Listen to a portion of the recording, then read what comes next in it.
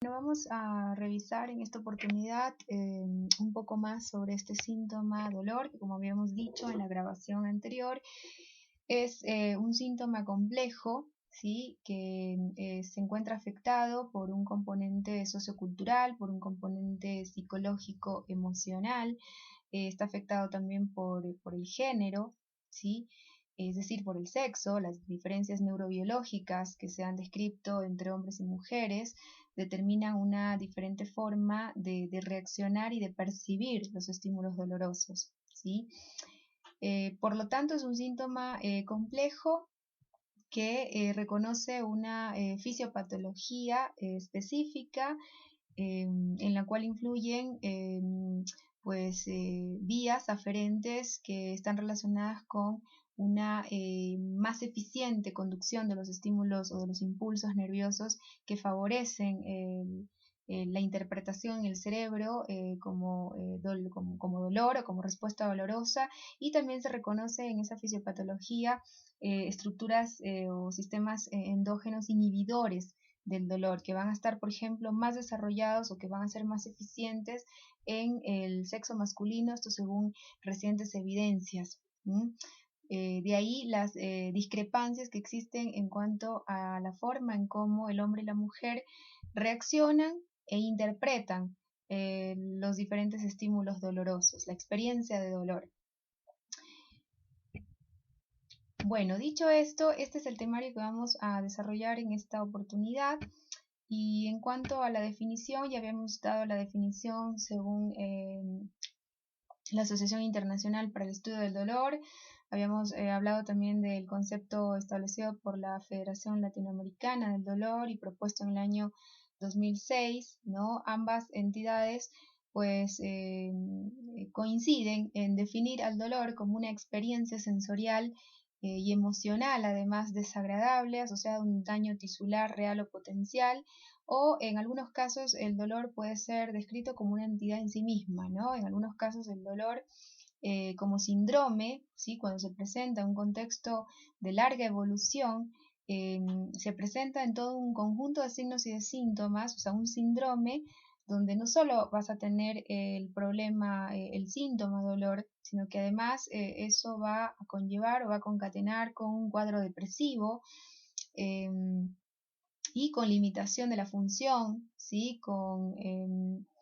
Y esa limitación de la función se va a traducir además en pérdidas económicas, puesto que va a obligar a los pacientes a jubilarse tempranamente o a salir de sus trabajos por la limitación funcional que genera este síntoma cuando es crónico.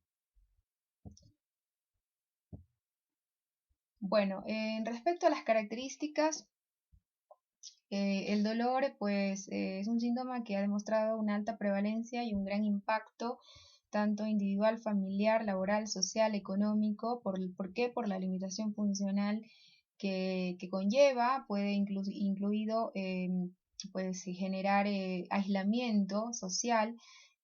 ¿Por qué? Porque el dolor crónico va a deprimir al paciente y eso va a condicionar o va a favorecer el reclutamiento, el aislamiento de la persona. Así que ese aspecto psicógeno emocional que implica el dolor, sobre todo cuando este es crónico de larga evolución, hay que tomarlo en cuenta, inclusive para su abordaje o su tratamiento, ¿no? Asociar entonces en el tratamiento de dolores crónicos el uso de AINES, de antiinflamatorios o de derivados opioides, como por ejemplo el tramadol, y agregar a ello un tratamiento ansiolítico, antidepresivo, ¿sí? Es decir, que en muchos casos en síndromes dolorosos crónicos será necesario pues compartir el abordaje con psicólogos y psiquiatras para el manejo de los psicofármacos. El dolor es un síntoma que aumenta con la edad, llegando a un 42,6% de los mayores de 65 años, es decir, que del 100% de sujetos mayores de 65 años, aproximadamente un 50%, o sea, casi la mitad de la gente mayor de 65 años experimenta algún tipo de sensación dolorosa, ¿sí? Como les había dicho, la mujer está más afectada que el hombre. ¿Por qué? Por las diferencias neurobiológicas que se han logrado establecer entre estos dos sexos. En cuanto al tipo de dolor que más se diagnostica en población joven, juvenil, es la cefalea, las migrañas, el dolor de cabeza, y mientras que la experiencia de dolor que más se presenta en población senil, mayores de 65 años, está relacionada con osteoartritis, ¿no? Con artrosis, es decir, con este problema degenerativo de las articulaciones. Y sobre todo, ese dolor va a estar focalizado en las extremidades inferiores. Bueno, respecto a la anatomía y fisiología del dolor, Máximo Giglio pues explica cómo se produce la fisiología del dolor para poder el organismo percibir la experiencia dolorosa. Se necesita de un estímulo, ¿sí? Que puede ser físico, químico, mecánico, el cual va a activar los nociceptores, que son las terminaciones nerviosas libres especializadas del dolor, llamados así nociceptores, y que los vas a encontrar distribuidos en la piel, en las vísceras, en el tejido conectivo. Recuerden que los epitelios no tienen inervación, ¿no es cierto? La inervación está en la dermis, en el caso de la piel, en el corion, en lámina propia, en el caso de la mucosa bucal, y los vas a tener también a nivel visceral, ¿sí? En el tejido conectivo en general. Entonces los vas a tener, por ejemplo, en la pulpa dental, pero hay tejidos que muestran diferencias en función a la distribución de estos nociceptores. ¿Por qué? Porque se reconocen dos tipos funcionalmente diferentes de nociceptores, las fibras alfa-delta y las fibras C. Las fibras alfa-delta, que son fibras gruesas, que son fibras gruesas porque tienen mielina, tienen ese recubrimiento de mielina, ¿sí? Y las fibras C o fibras finas, que carecen de mielina. Entonces hay tejidos que exhiben una mayor densidad de fibra C, como la pulpa, y hay tejidos que exhiben una menor densidad de fibra C, como por ejemplo el hueso, ¿sí? La mayor inervación la vas a tener en el periósteo, básicamente, sobre todo de fibra C. Entonces, la forma en cómo se han estimulado estos nociceptores según el tipo de estímulo y según pues la calidad de esa excitación, eso es importante, el nivel de excitación, la calidad de excitación, que difiere también según el sexo, ¿sí? Y difiere según el tipo de nociceptor que sea activado. Se generan impulsos nerviosos de mayor o de menor calidad. Esos impulsos nerviosos, que son el resultado de un cambio electroquímico en la membrana del axón, de la célula nerviosa, se abren compuertas y se cierran, entonces se genera un intercambio de iones, de electrolitos, ¿sí? Y la generación de este impulso nervioso, para mediar una experiencia de dolor, tiene que, además del estímulo, ser eficiente, ser capaz de superar un cierto nivel umbral y generar un potencial de acción, ¿sí? Ese potencial de acción entonces es transmitido a través de los nervios, de las conexiones neuronales, para llegar al asta dorsal de la médula espinal, ¿sí? En el asta dorsal de la médula espinal, los impulsos aferentes, ¿sí? Que pueden ser excitatorios o inhibitorios, van a ser modulados a nivel de la sustancia gelatinosa de Rolando, ¿sí? Ahí van a recibir un nivel van a encontrarse con un grupo de neuronas que ejercen un efecto modulatorio regulatorio de esos impulsos. Entonces, según esas neuronas se activen o sean inhibidas, el estímulo va a continuar o no a centros superiores ubicados en el cerebro, en el sistema límbico y en la corteza cerebral, para permitir dos cosas. Primero,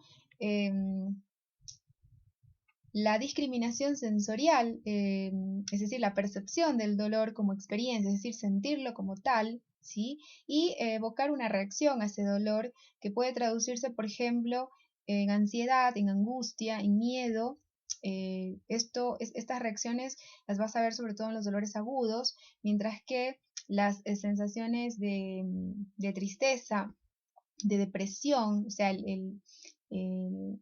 la depresión como tal, como trastorno psicológico, es una reacción que la va a evocar, la va a generar el dolor de evolución crónica, de larga evolución, ¿sí?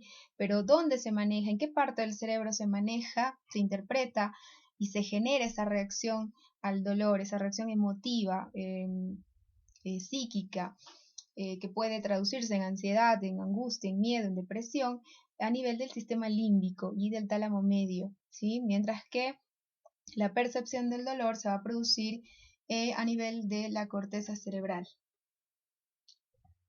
Bueno, como les había dicho, los estímulos que pueden activar estos nociceptores, estas terminaciones nerviosas libres especializados del dolor, son receptores especializados del dolor, ¿no es cierto? Que los tienes a nivel de la piel, de las mucosas, de las vísceras, a nivel del tejido conectivo, ¿sí? Como por ejemplo en la pulpa dental. Estos nociceptores entonces pueden ser activados, excitados por diversos estímulos, como estímulos mecánicos, como por ejemplo el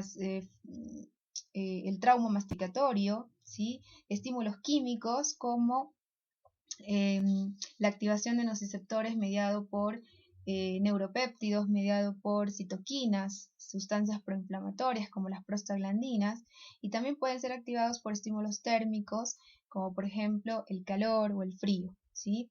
Entonces, hay dos clases de nociceptores, las fibras alfa-delta, que como les había dicho son fibras gruesas. ¿Por qué son gruesas? Porque tienen vaina de mielina, y las fibras C, que son finas. ¿Por qué son finas? Porque carecen de mielina. Esta discrepancia anatómica, el hecho de de contener mielina y no tener mielina, pues las hace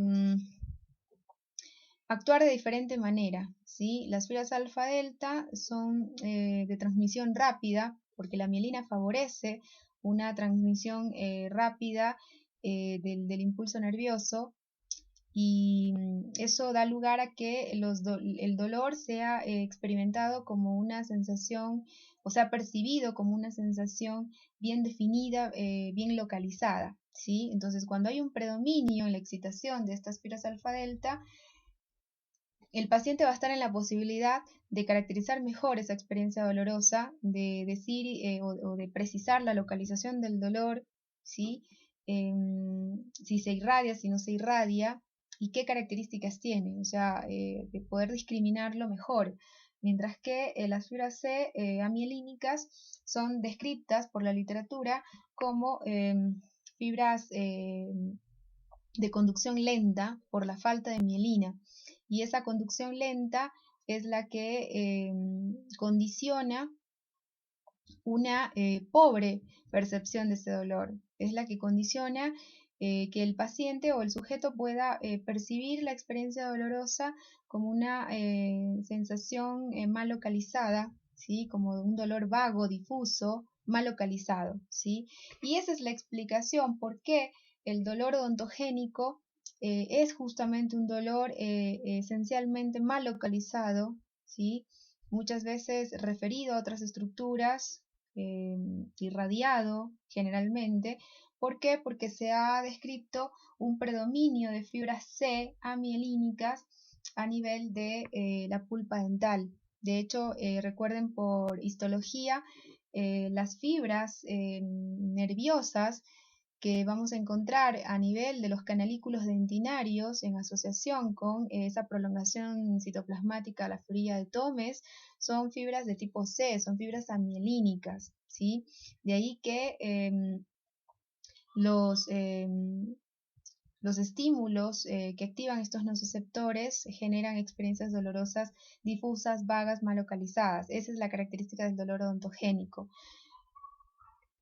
Ya, entonces, una vez que se activan estos nociceptores, ¿sí?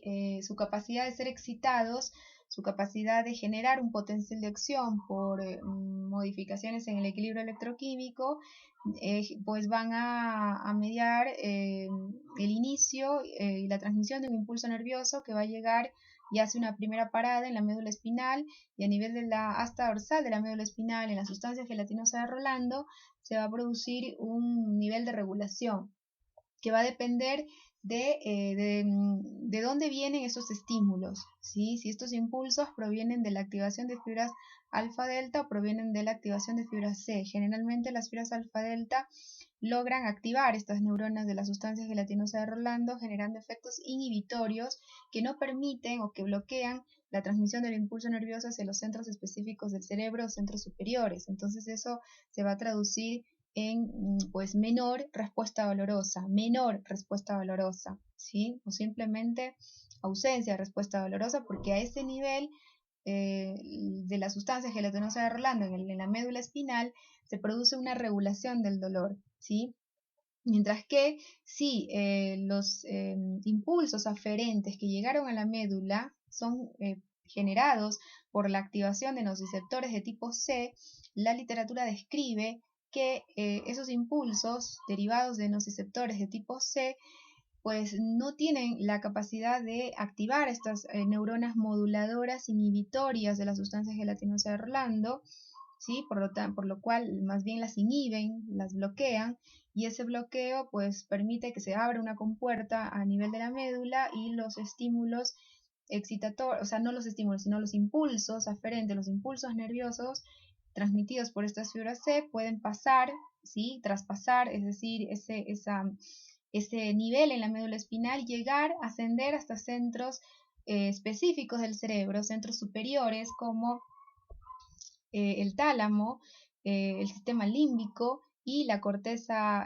cerebral, para poder ser finalmente interpretados, percibidos como una experiencia dolorosa, esto en la corteza cerebral, y pues asociar una reacción a esa experiencia dolorosa que se va a generar en el tálamo límbico. Esa es la propuesta de la teoría de Melzack y Walt, llamada pues la teoría de control de entrada con puerta, que fue establecida por Melzack y Walt y enunciada en el año de 1965. Es decir, esa sería la teoría que explicaría la generación y la modulación de los impulsos dolorosos. Bueno, entonces, para que se genere un potencial de acción, un BAC, esto es potencial de acción, para que se genere un potencial de acción yo necesito de un estímulo, y el estímulo es todo agente físico, químico, mecánico con capacidad de inducir una respuesta en una célula excitable, ¿sí? Una célula excitable es una célula con propiedad de modificar su estado de reposo, ¿sí? Es decir, aquí llamamos estado de reposo a esa situación de equilibrio electroquímico de polaridad. Entonces, toda célula que puede salir de ese estado de reposo, que puede variar o alterar su equilibrio electroquímico, su polaridad de membrana, es una célula excitable, ¿sí? Entonces, ¿qué células se consideran excitables? Las células nerviosas y las células musculares, ¿sí? Entonces, para que se genere un potencial de acción, es decir, se genere un impulso nervioso, ¿sí? Que pueda activar un centro en el sistema nervioso central, para que pueda activar centros de dolor en el sistema nervioso central y interpretarse estos impulsos aferentes como una experiencia de dolor, se necesita de un estímulo que puede ser físico, químico, mecánico, capaz de inducir una respuesta en una célula excitable como las neuronas o las células musculares, ¿no? Entonces, el potencial de acción es definido como el estado de alteración o modificación de la polaridad de una célula excitable, ¿debido a qué? Debido al ingreso y egreso de electrolitos, ¿sí?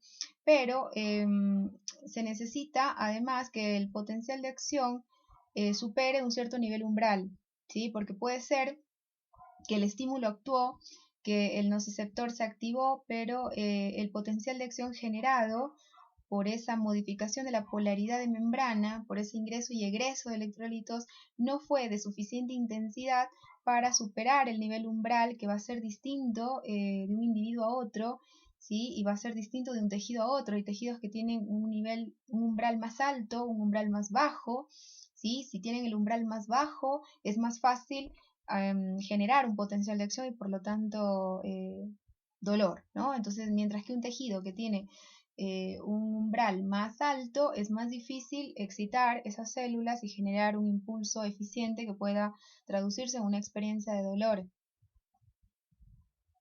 Entonces, ¿eso de qué va a depender? Pues va a depender de la densidad, de nociceptores que estén presentes en un tejido. Por ejemplo, la pulpa dental es un tejido rico en nociceptores, tiene muchas fibras, terminaciones nerviosas libres que se comportan como receptores de los estímulos dolorosos físicos, químicos y mecánicos. Entonces tiene un umbral bajo, ¿sí? Por eso es que cuando llevamos bebidas, por ejemplo, muy frías a la boca, nos genera hipersensibilidad, ¿no? Nos genera una cierta molestia de intensidad variable dependiendo de la condición clínica del paciente, de la edad que tenga, cuán expuesta tiene esa dentina, esos cuellos. Bueno, en definitiva, influyen otras variables o factores, pero hay tejidos que tienen umbrales más altos y umbrales más bajos. Justamente es lo que se muestra en esta diapositiva. El mismo estímulo nocivo puede producir diferentes grados de dolor en distintos individuos y aún en la misma persona. ¿Por qué es esto? ¿Por qué el mismo estímulo nocivo puede generar diferentes intensidades de dolor en distintos individuos y aún en la misma persona? Bueno, por estas diferencias en los umbrales que les decía, ¿sí? Hay tejidos que tienen mayor umbral, hay tejidos que tienen más bajo umbral y ese umbral también difiere de una persona a otra. Entonces, los tejidos que reconoce la literatura como muy sensibles, ¿por qué muy sensibles? Porque son de bajo umbral. Entonces, el umbral al ser más bajo, eh, una, un estímulo de pronto no tan importante ya te va a generar una experiencia dolorosa, ¿sí? Basta que se activen unos pocos nociceptores para que el paciente ya perciba una experiencia de dolor, ¿sí? Entonces, ¿cuáles son esos tejidos muy sensibles? Como les dije, la pulpa dental, porque es muy rica en nociceptores y sobre todo tiene gran cantidad de fibras C, ¿sí? De fibras de tipo C, que generalmente es el doble de las fibras alfa-delta que tendría este tejido. La dentina también es un tejido muy sensible porque recuerden que estas fibras C, estas fibras amielínicas, son las que llegan hasta producto de la ramificación, ¿no es cierto? De la múltiple estratificación que van experimentando las fibras centrales que ingresan por el foramen apical, y a medida que se van a la periferia se van dividiendo y generando el plexo subodontoblástico, plexo de Roscoe, que emite fibras que ingresan a la luz de esos túbulos dentinarios y esas fibras a su vez forman complejos de asociación, recuerden, con la prolongación odontoblástica. Entonces es un tejido muy sensible, ¿sí?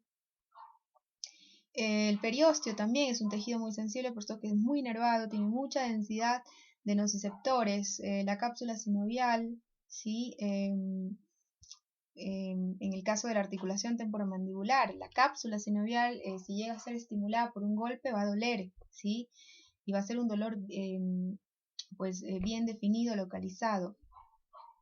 La piel también es muy rica en nociceptores, por lo tanto es un tejido de bajo umbral. El miocardio, por esa razón es que ante una cardiopatía isquémica, por ejemplo, ante una reducción del flujo sanguíneo, duele, genera angina de pecho, ¿sí? Ese dolor precordial constrictivo, que por una ligera reducción en el flujo ya genera síntomas, y es por eso, porque el miocardio es un tejido muy rico en nociceptores. Después tienes tejidos poco sensibles o de alto umbral, como el esmalte dental, que de hecho es totalmente desprovisto de terminaciones nerviosas, por lo tanto el esmalte no duele, ¿no? Lo que duele es la dentina. Entonces, si el diente pierde esta protección de esmalte dental por erosiones, abrasiones, anfracciones, pues se va a ver expuesto el órgano dental, ¿no? Porque la dentina, recuerden que es un tejido sensible, de hecho, de muy bajo umbral. El pericardio se considera un tejido poco sensible, puesto que presenta un alto umbral. ¿Y por qué presenta un alto umbral? Porque exhibe baja densidad de nociceptores. Lo mismo pasa con el pulmón, con el hueso, ¿sí? ¿Dónde estaría la mayor densidad de nociceptores? En el periósteo, que es esa membrana de tejido conectivo que recubre el hueso, ¿sí? Pero el hueso en sí mismo es de bajo umbral. Por esa razón es que cuando pacientes por osteomielitis crónica tienen áreas de hueso expuesto, pues no se mueren de dolor. Y es por eso, porque el hueso es un tejido de alto umbral. Necesitas un potencial de acción muy eficiente, muy alto, para superar el umbral del hueso y generar un dolor importante o significativo.